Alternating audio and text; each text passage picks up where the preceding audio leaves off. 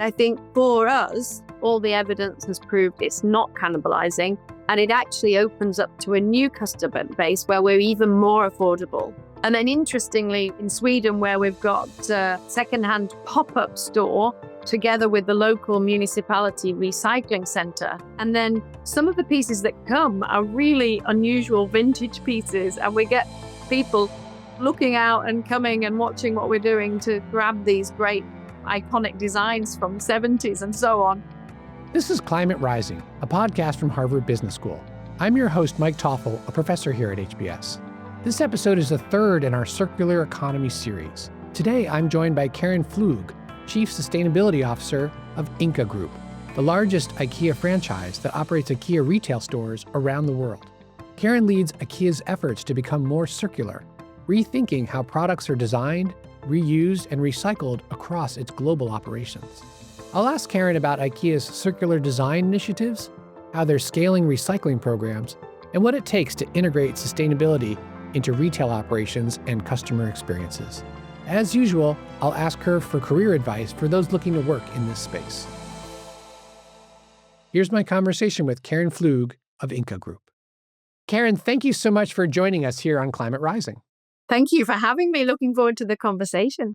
Great. Well, Karen, we've invited you on to talk about IKEA's circular economy strategy and tactics and implementation. And I'm really excited to have that conversation. But first, let's just do a little background so that our listeners know who we're speaking with. So can you tell us a little bit about how you got to be in your current role, a little bit about your background and what your current role actually is? Yeah, thank you. Yeah, my background's actually design, textile design originally. Way back when I was at university, I studied eco-textiles in home furnishing solutions in Manchester, in the UK. Never realized many years later I would end up working in sustainability in IKEA.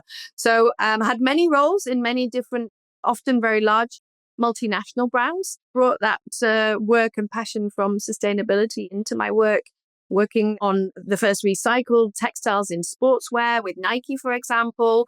Also in the Adidas group, working on that too. So a big focus on sports and apparel for a while. And then in the last 11 years, I've been at IKEA. Started in the IKEA Sweden Design Center at the heart of where everything's created for the range. And I was driving the quality agenda there. So bringing together all those ideas around what we want to do about improving product quality, but also quality of the whole experience for our customers, both in store and online. For the last 3 years, been CSO of Ingka Group, which is IKEA's largest retailer. So we're set up as a franchisor system, and Ingka Group is around 90% of the sales with around 400 stores in 31 countries. So we work very closely with the franchisor, which is where I used to work, on the design and development. So Got it. Great. Let's dive in a little deeper into the difference between Ingka Group and IKEA. Because you work for Ingka Group, as you said, you used to work for IKEA. So Ingka Group, as you mentioned, is about covers 90% of the retail, which means you operate the stores and make decisions about not only the layout of those stores, but presumably also which products you're going to put in those stores. And okay, so then what does IKEA do? well, I mean, we are IKEA in the market, so let's make that clear. So for the everyday customer, if you go in a store in Hong Kong, Sweden, Japan, the US, UK, wherever, it should all look the same. One common vision, one way of facing the customer. So in the markets where we operate, which is the majority of the markets, we are IKEA. Our country managers are IKEA country managers. And then Inter IKEA, the name of the franchisor, is where the design, development, and the supply chain work happens. But we work very closely together. And as you've already touched on, it is us that face the customer. So we listen to their hopes, needs, dreams, and desires, and we know what's selling well and so on. And we see where we need local relevant versus the global range. And we can also sales steer and help communicate to the customer in a way that nudges them more towards sustainable living and so on. So the role of education when we are the size and scale of us is super important. But we work extremely closely with our counterparts in Inter IKEA. It should be seamless for everybody, both internally and also how it's perceived externally. Got it. Okay, great. So you talked about the design group that you used to work with at IKEA. And where's the manufacturing? When I did a case study many years ago on IKEA and their sustainability efforts, at the time, IKEA itself was vertically integrated into some production of some furniture. And of course, lots else was procured from global vendors around the world. Is that still how it operates? It's very similar from when you did the case study. So we have suppliers ourselves within that we own called IKEA Industry Group, and they have factories around the world. And then we also have suppliers. And then I would say external suppliers. And what I would say there is as well, which is a big source of pride for me, both wearing both hats, both sustainability and quality in the roles that I've had, is that we have strong and long partnerships with our suppliers, often going back decades, 30, 40 years, suppliers for the Billy bookcase, for example.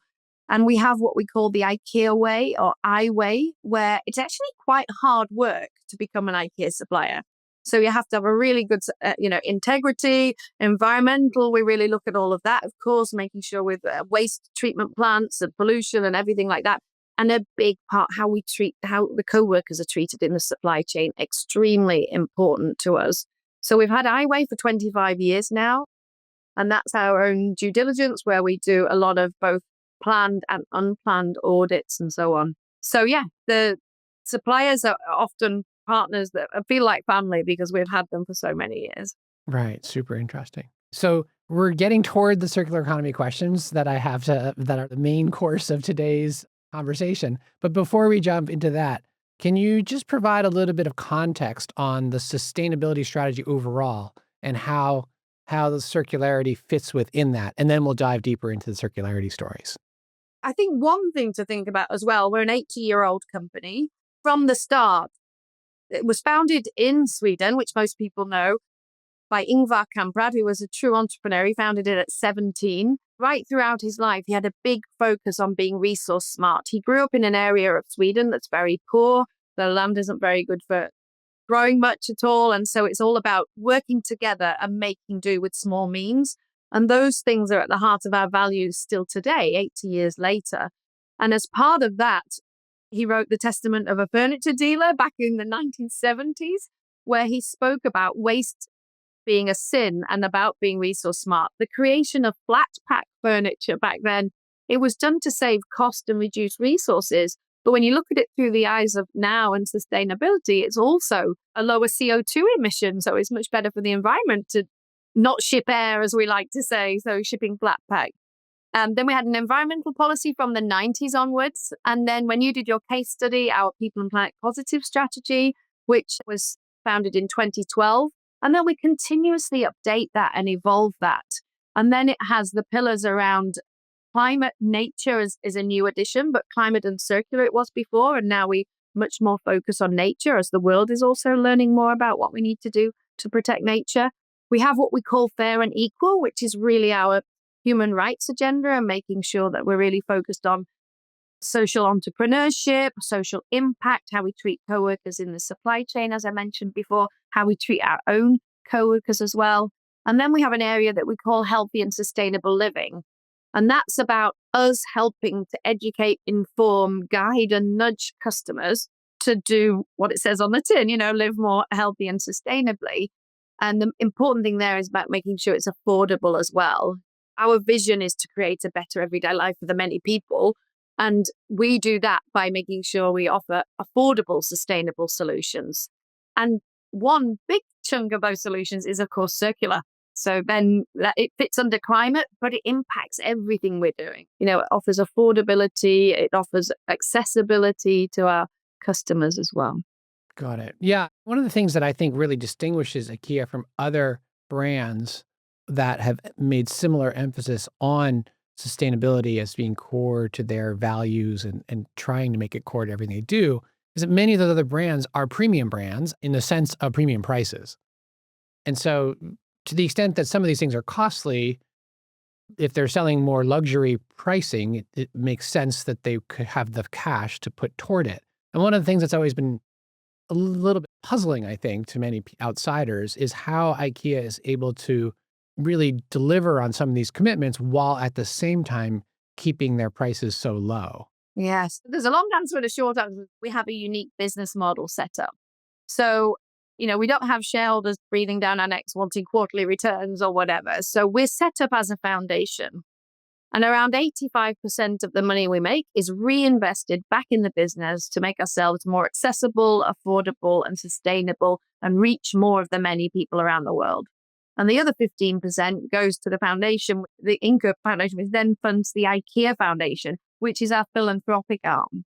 So we are set up in a very unique way, certainly compared to any other company I've worked for. And when I talk to fellow CSOs, that does give us a real advantage where we can think long term, we can think in generations. We always say we make money before we spend it, and that helps us guide our decisions.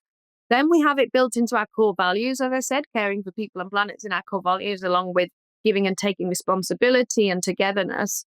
And then this is where using our size and scale as a force for good comes in. Those partnerships with industry leaders, with suppliers, driving change and making those choices.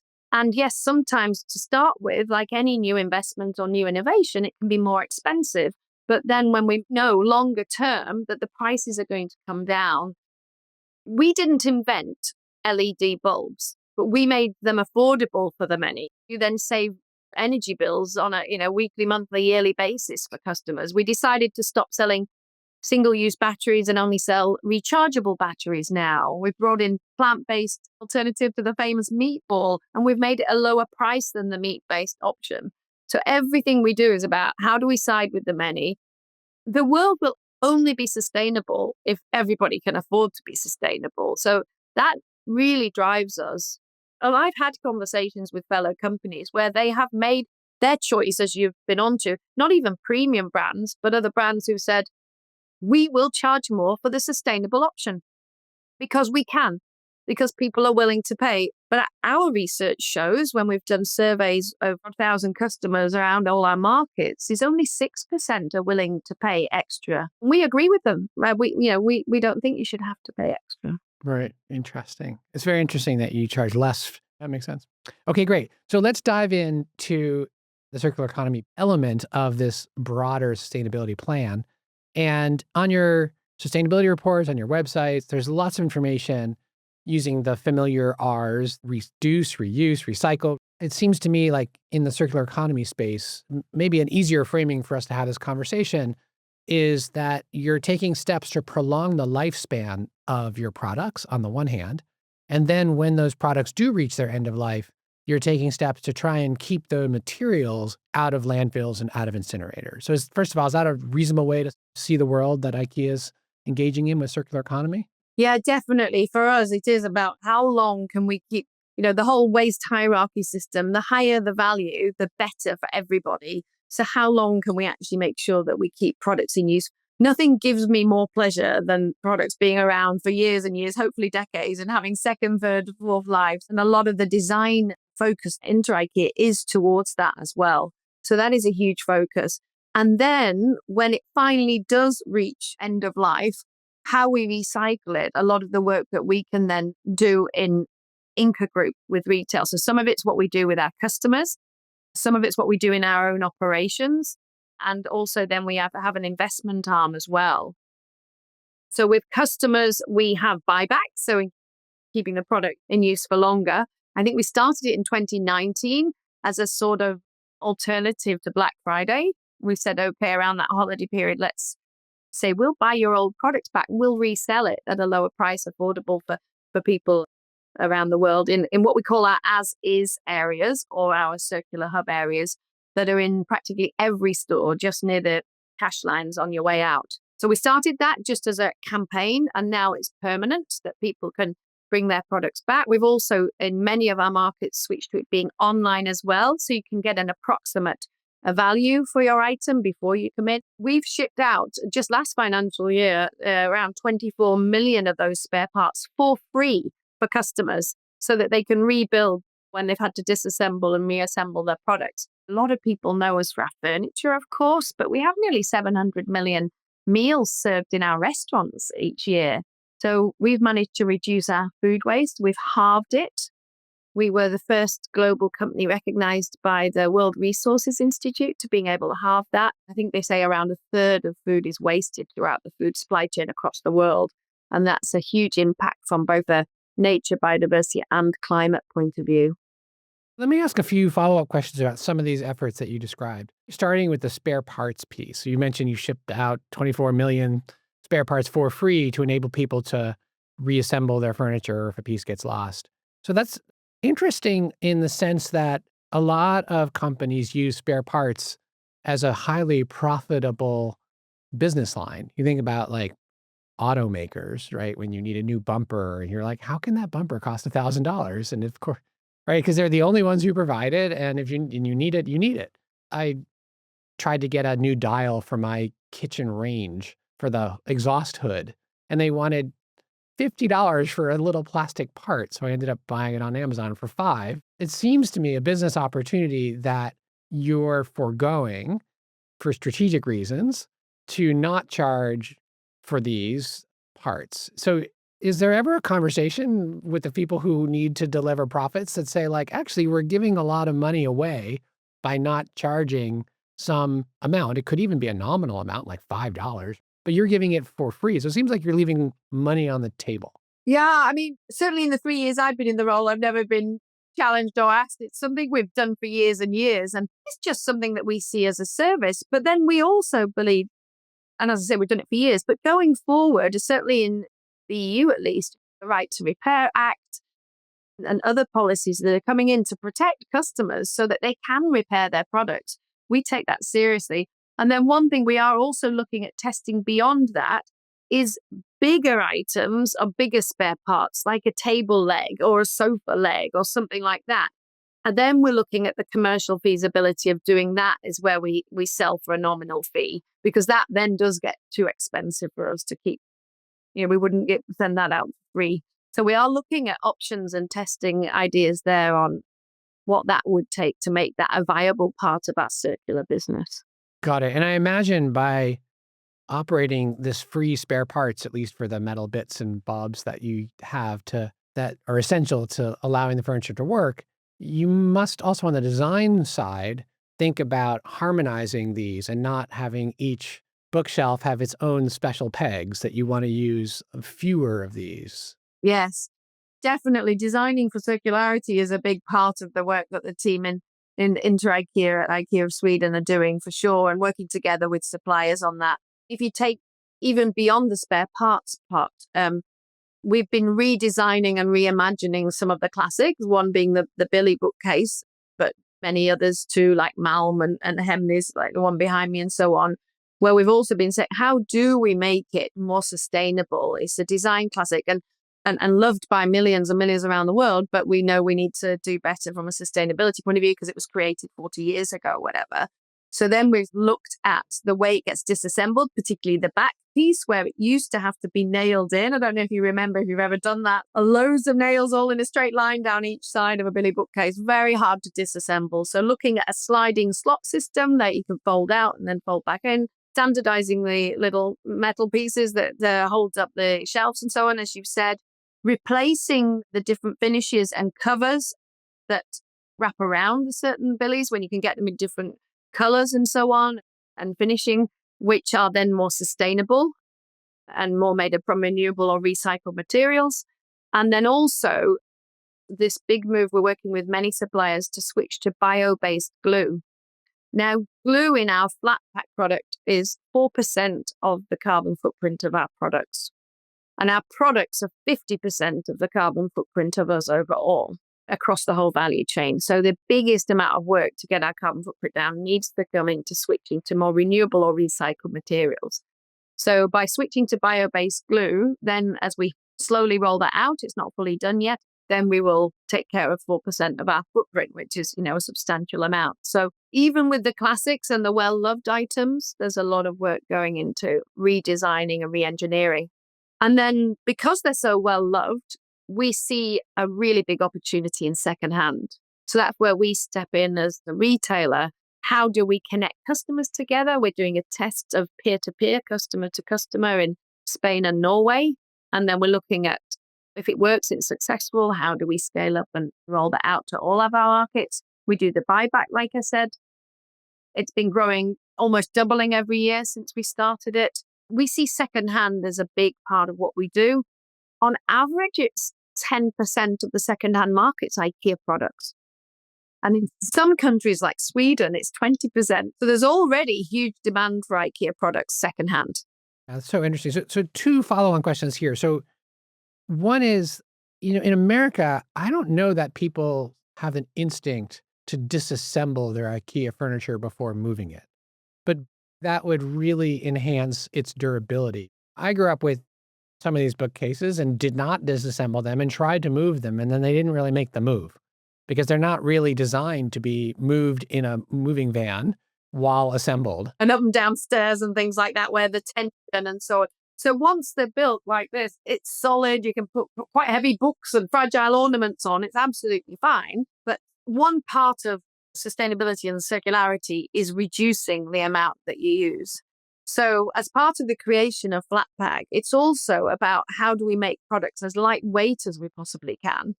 Now, when I worked in the sports industry, lightweight was a massive advantage, whether it's a bicycle or running shoes, or even we used to design kit for the Olympians. And if they were in a hot, humid country like the Beijing Olympics, then, as lightweight as possible, the kit had to be. And that was also extremely expensive and seen as the best quality. When it comes to furniture, we're hardwired to think that the products have to be heavy and solid to be durable.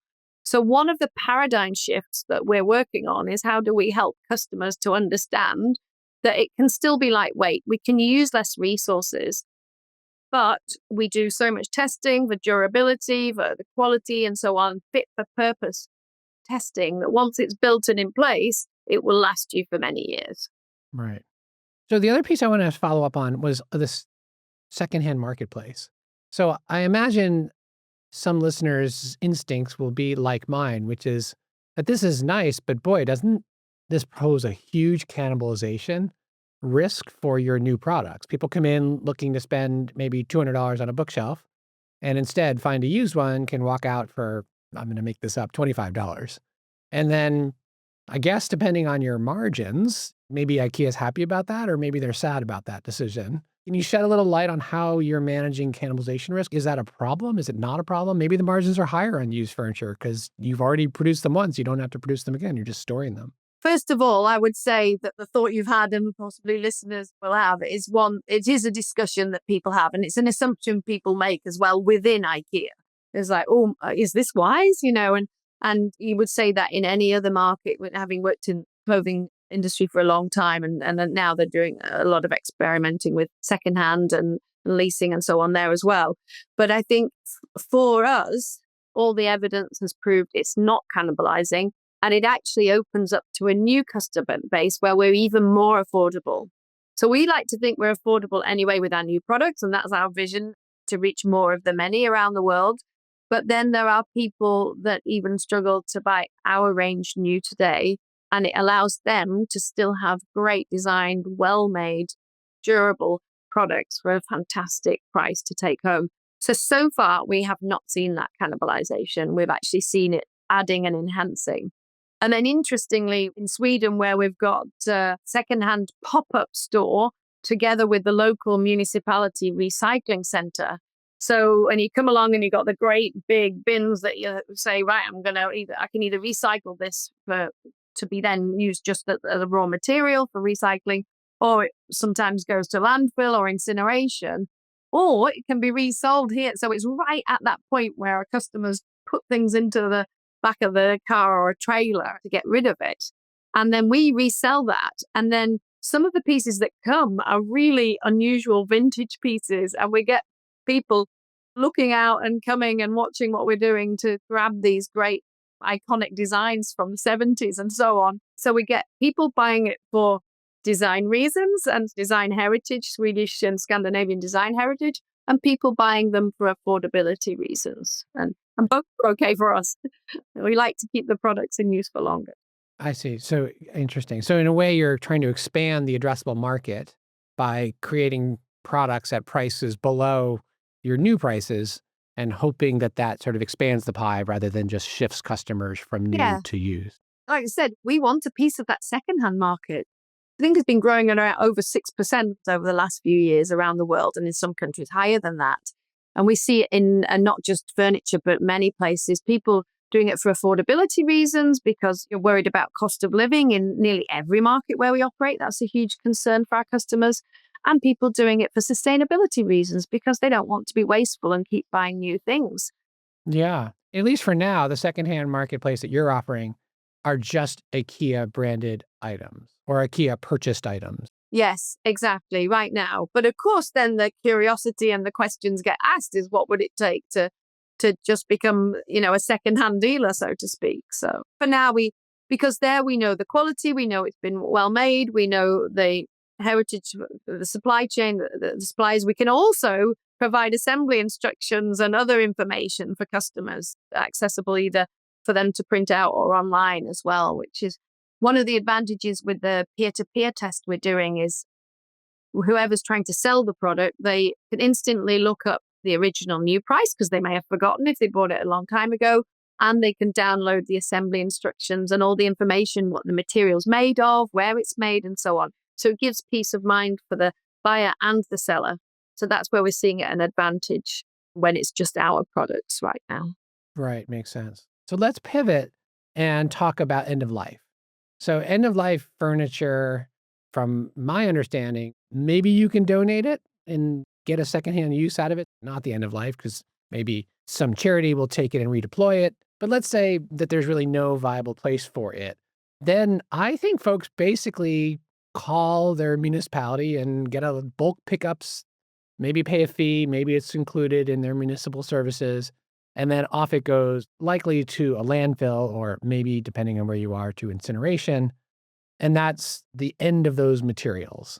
And as I understand what you're trying to do is, again, intervene in some way to allow maybe not the whole piece to be reused if it's at this stage, but to figure out what parts of it can be harvested and redeployed into the economy and diverted from landfill and incineration. So first of all, do I have that strategy right?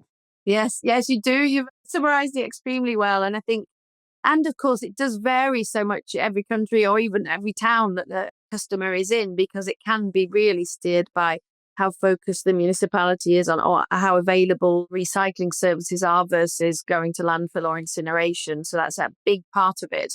But I think that's where I mentioned earlier before that we have an investments arm at Ingka Group, so it's specific to our organization.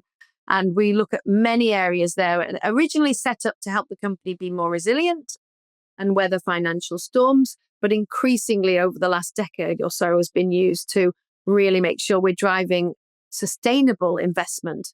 One big chunk is renewables. We've actually got a portfolio up to 7.5 billion euros by 2030 to be invested in renewable energy. And we've so far committed to 4.2 billion euros of that now. So that makes us almost a medium-sized energy company, which is fantastic. And then we also have a portfolio of 1 billion euros to look at circular solutions, and with a big focus there on textiles, metal, wood, food, and plastics too. But one thing we're already successful in, at least within Europe, is a collaboration and an investment we have in a company called RetourMatras, which basically means returning your mattress. It's a Dutch company. I'm based in the Netherlands, so I've been to see it for myself, and it's fantastic, really fascinating to see. And here we can dismantle and recycle the parts of around 85% of the mattress. And per year, we recycle 1 million mattresses in Belgium and the Netherlands and the UK. And we're expanding to France now as well. 15th of May, we open in France too, and we would like to expand more across Europe as well. So we break it down to the textiles, the metal springs, and fascinatingly, if you're a chemist as well, we can break down the foam into what's called repolyol that then can be reused to make as a component in new foam, which can go into our own couches and mattresses or out to wider industry to be used as well. So yeah, it's a big source of pride, our RetourMatras investment. So that's doing it together with a waste sorting company and a factory that makes mattresses for IKEA Group. So tell me a bit about the business model here for recovery of mattresses.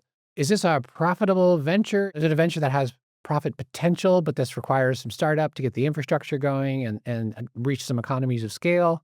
What's the business model? Yeah. Well, one thing here is that You mentioned earlier about secondhand, it's just IKEA furniture. Here it's any mattress from any brand. It's basically, that it gets removed and then we are invested in the company that then recycles it, which is fantastic, of course, for wider society and circularity. But it is profitable in the markets where we've operated in. So, of course, every time we want to expand, we need to do a business case and prove that it makes good business sense, as well as being the right thing to do from a sustainability perspective. And that's where policy and legislation is absolutely key. The reason we started it in the Netherlands is because the policy was supportive of recycling. But in some countries, it's more cost effective or even more financially beneficial to either incinerate or go to landfill. So that if you did a business case for a market where that was the case, it wouldn't make financial sense, at least short term. So one thing we do is obviously look at expanding in the areas where it makes good business sense today. And the other part of what we do is we work with our public affairs team and with other companies is to advocate for policy change in various places in the world where we operate. The EU, North America, of course, Asia as well, Australia, New Zealand, when we open there later in the year. We work very closely. And that's where, again, our size and scale can really help. And we can partner with reputable non-profit organizations like the World Business Council for Sustainable Development, World Resources Institute, the UN, World Economic Forum, and other companies to collaborate together and say, guys, this needs to change. Let's work together and advocate for better solutions, removing the barriers, basically. So that's what's stopping us just pressing a button and rolling it out to every market where we operate right now. It's the barriers that are in place often via legislation. What makes the policy environment favorable in the Netherlands? I think that's where you said you rolled out the mattress stuff first. Yes, we started there and then now Belgium, France, UK as well, is that it was more financially beneficial. It's a tiny country and quite heavily populated for its size, about 20 million people. So there isn't really the space for landfill and they don't have the setup for incineration. So for them, recycling is extremely important and it's high on the agenda politically as well. Not only are the laws in place that help support it, but actually the will is there from customers and policymakers. So there's also a pull from customers too, where some markets we find customers care more about it than others. So, to be honest, everybody cares, but then it's how much are you willing to change your behavior because of it versus your anxiety about it. There's sort of an intention to action gap. Yeah, interesting. So you mentioned a variety of partners, including World Business Council for Sustainable Development and others. Can you give an example of an output of those types of collaborations? Yes. Yeah, well, the WBCSD, there's so many acronyms in sustainability, but that one, it's still not out yet, the Circularity Protocol. It's due out later this year, and we're in the work stream and work together with them and drive the business perspective along with other business leaders as well, but also then advocacy and working on programs, and we're available then for tests and so on as well when they want to test things. It's being modeled on the greenhouse gas protocol because one of the challenges is not having a consistent way of measuring how do we really see the benefits of circularity. Just so circularity is a little bit behind climate, of course, where we're much more mature because the greenhouse gas protocol led to the Science-Based Targets Initiative. We're a signatory of that. We signed up for the Paris Agreement in 2016 and just renewed that commitment to SBTI when there were new goals set last year. So we need the similar harmonized standards around the world for circular as well. So we want to be part of driving that change so that it's a level playing field, so it's comparable, and we can all drive the right performance. Because sometimes you can be doing a lot of work, but if you don't know the impact or it's not the most impactful thing, then it could be wasting resources and time and effort. It makes a lot of sense. We've talked about mattresses end of life. Are there other major product categories that IKEA is engaging in or Ingka is engaging in end of life? I imagine furniture must be high on the list of at least things you've considered given the mass amount of furniture that is sold. Yes, although our biggest aim is, of course, to keep it in use for longer. But one other one related to bedding actually is taking down pillows and duvets and being able to hygienically clean them and reuse the fill as well. So we're doing that take back test via our team, which is really interesting to see how that will land. And then when we look at our overall agenda, a really big focus on plastics, textiles, wood. And then on wood, even though it's a beautiful, renewable, amazing resource that we want to obviously harvest responsibly, as well as that, you can recycle wood. And we've got about 17% of our range now, of wood in our range is recycled. And we want to get it to up to a third by 2030.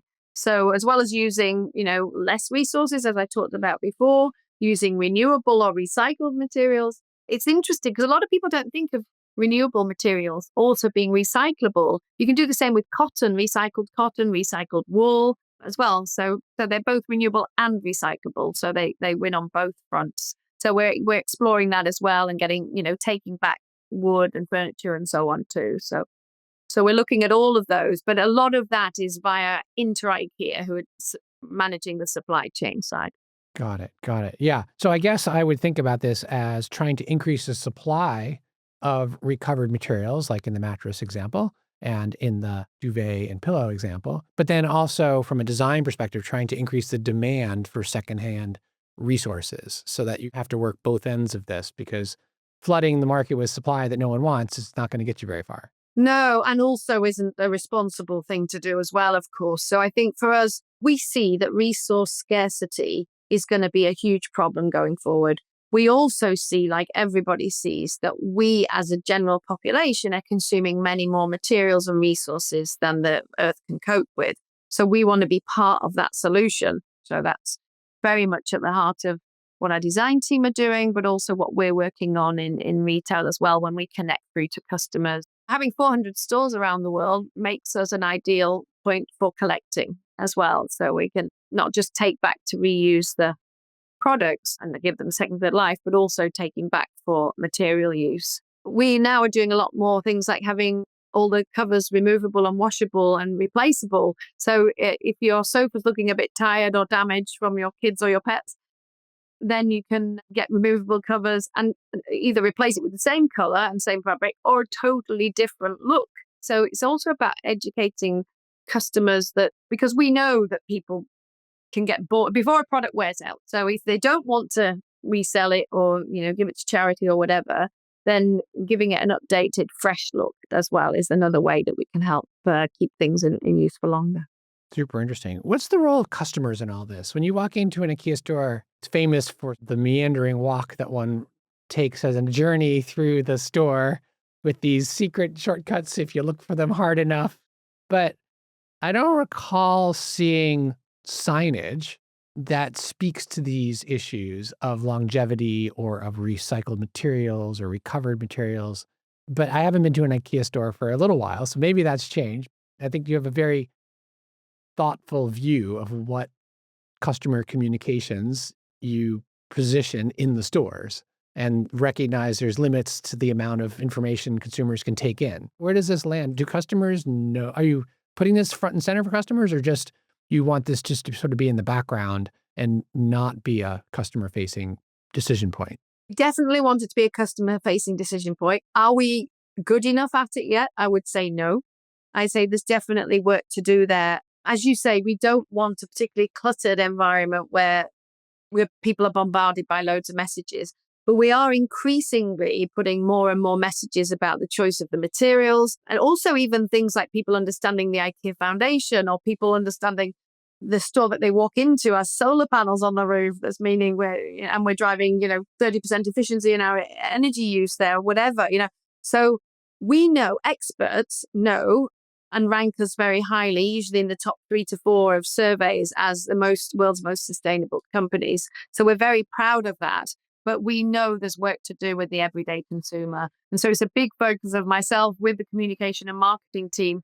How do we get across not that just we are a great low price and we side with your wallets and your purse, but that we also side with you from a sustainability point of view. So one thing is the sustainable living shop. There you'll find a lot of key messages around saving water, saving energy, saving waste, and so on, which ultimately saves you money as well.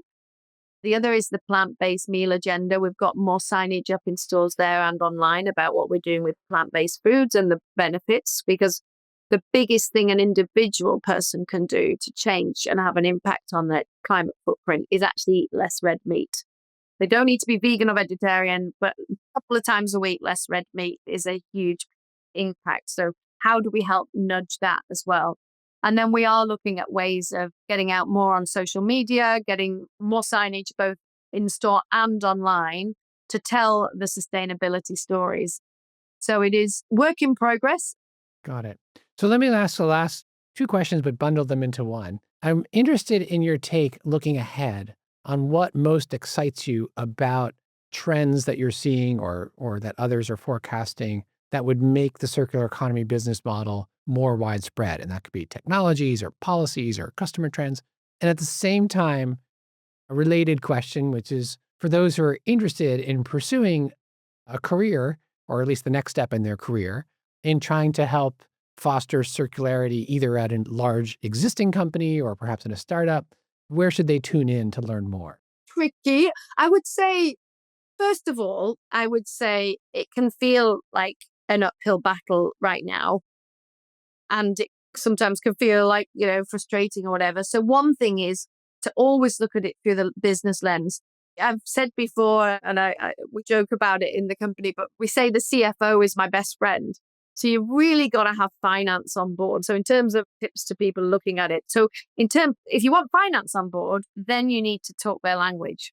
Then you need to talk business cases, financial returns, being really robust about making the numbers add up and not just, oh, it's a nice thing to do to save the planet, whatever. And then I also think it's long-term resilience for the business. It just makes good business sense to be more sustainable business. And a big chunk of that is being more circular. So value creation for business and society, I think, is super important. And then I would say collaborate, join those coalitions and groups and so on. We also support the We Mean Business Small and Medium Enterprise Climate Hub, because a lot of small companies don't know how to create their own climate goals and where to start. And this is free so that people can go in and learn what it takes to be able to do a scope 1, 2, and 3 climate plan as well. You learn from each other, and it can be cross-sector, cross-industry wide as well. And then in terms of what excites me, I think part of it is that collaboration. And it is the fact that the huge majority of solutions exist today. We just need to unlock and mobilize the finance towards it. So I know now that many of the big meetings I go to, like the COPs and the climate weeks and so on, it's all about how do we unlock the finance, because we definitely see that the solutions exist. So it's no longer navel gazing and worrying about how do we even do this. Many of the problems have a solution, but it's then really about unlocking the finance for it. So that gives me real optimism and energy, actually, when I see that. Great. Well, Karen, thank you so much. It's been a really wonderful to get to hear your perspective and learn more about what IKEA is doing. Thank you for having me. I've enjoyed the discussions. That was my conversation with Karen Pflug, Chief Sustainability Officer of Ingka Group. Climate Rising is produced by Sophie Wong. Craig McDonald is our audio engineer, and I'm your host, Mike Toffel. Video production by The Puglomerate. Thanks for joining us.